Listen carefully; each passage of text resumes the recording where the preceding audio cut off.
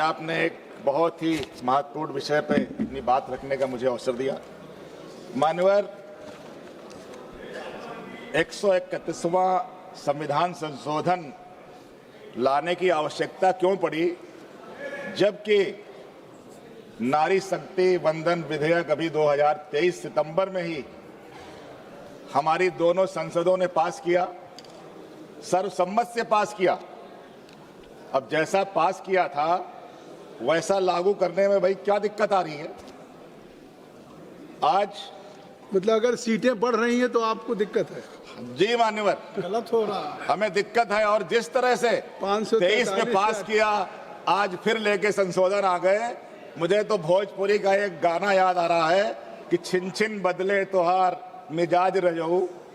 मान्यवर, यह संशोधन लाना ही था तो ओबीसी को भी शामिल कर लेते, तो नीक परिणाम आई ना। कल माननीय प्रधानमंत्री जी ने सदन में कहा कि देश की जनता ने उनको दायित्व दिया है कि हम सबको साथ लेके चले।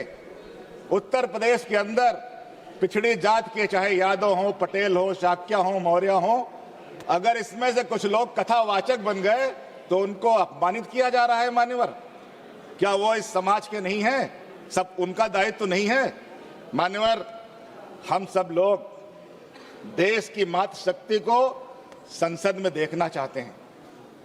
हम 33% ही नहीं, उनकी आधी आबादी है, उनको 50% आरक्षण दीजिए। हम इसके विरोध में नहीं हैं।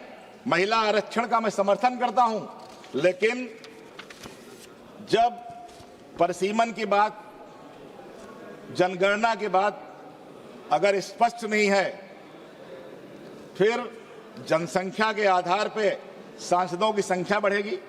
लेकिन क्या हमने कभी गंभीरता से सोचा कि जनसंख्या नियंत्रण के लिए भी कोई ठोस कदम उठाना चाहिए? आज जहां जाइए जाम लगा है, शहरों का संसाधन कम हो रहा है। मान्यवर, आप कह रहे थे सांसदों की संख्या बढ़ाने के बारे में। यदि सांसदों की संख्या 1.5 गुना तक बढ़ती है तो संसद में जो गंभीर विचार विमर्श मंच के लिए बना है, यहां तो सांसदों को मेला लग जाएगा। वैसे भी हर सांसद को अपनी बात रखने का मौका जितना समय चाहिए उससे कम ही मिलता है, और जब भीड़ बढ़ेगी तब तो फिर नंबर आना बड़ा कठिन हो जाएगा। इससे सरकारी खर्च भी बढ़ेगा, भारी वृद्धि, और जो हमारे संसाधन यदि विकास कार्यों में लगाए जाएं तो देश के गरीब, किसान, युवा और बुनियादी ढांचे को कहीं अधिक लाभ मिल सकता है। सांसद और विधायक बढ़ने से मात्र विकास सुनिश्चित नहीं होता। मान्यवर, यदि सीटों की संख्या बढ़ाना अनिवार्य है तो इसे सीमित दायरे में बढ़ाया जाए, 10% या 20%। सदन को मेला न बनाया जाए। सभापति महोदय, इस विधेयक को पारित करने के लिए तो कोरम की कमी नहीं होगी। विशेष सत्र बुलाया गया। ठीक उसी प्रकार जैसे आर्थिक रूप से कमजोर सामान्य वर्ग के, जिसको EWS कहते हैं, के लिए सरकारी नौकरियों में 10% आरक्षण को रातों रात लागू किया गया था, जिसका समर्थन ओबीसी, SC, ST सभी वर्गों के सांसदों ने किया था। लेकिन मान्यवर, अभी पिछले दिनों एक बहुत ऐसा गंभीर मुद्दा आया जो शिक्षा के क्षेत्र से जुड़ा हुआ है, UGC का मुद्दा।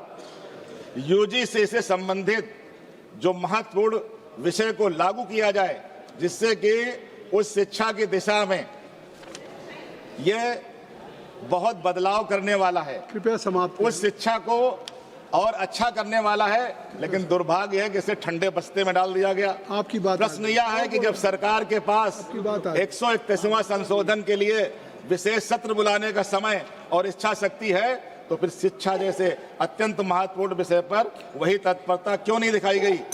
मान्यवर, इससे सरकार की मंशा प्रकट होती है। इस भेदभावपूर्ण रवैये से सरकार की प्राथमिकता और नीयत का पता चलता है। मैं सरकार से आग्रह करता हूं कि जिस गंभीरता से, तत्परता से इस विधेयक को लाया गया है, संशोधन लाया गया है, उसी प्रकार से यूजीसी से संबंधित विधेयक को भी विशेष सत्र बुला के पारित किया जाए, जिससे मान्यवर बस कंक्लूड कर रहे हैं, जिससे हमारे ओबीसी, एससी, अति पिछड़े, हम लोग अति पिछड़ी जात के हैं मान्यवर, उनका संरक्षण हो। मान्यवर, मैं सभापति महोदय, मैं सरकार से कुछ स्पष्ट सवाल और सुझाव रखना चाहता हूं। क्या सरकार इस आरक्षण के लिए एक स्पष्ट समय सीमा तय करेगी? क्या सरकार जनगणना और परिसीमन की प्रक्रिया को शीघ्र पूरा करके कोई ठोस रोड मैप प्रस्तुत करेगी? क्या सरकार ओबीसी, एसटी, एसटी महिलाओं के लिए उप आरक्षण की व्यवस्था करेगी? और फिर मैं आपके माध्यम से कहूंगा कि जाति जनगणना सहित जब पूरी जनगणना हो जाए तो परिसीमन करा के इसको लाया जाए। मान्यवर, आपने मुझे समय दिया, उसके लिए मैं आपका आभारी हूं। बहुत बहुत धन्यवाद। धन्यवाद अध्यक्ष महोदय।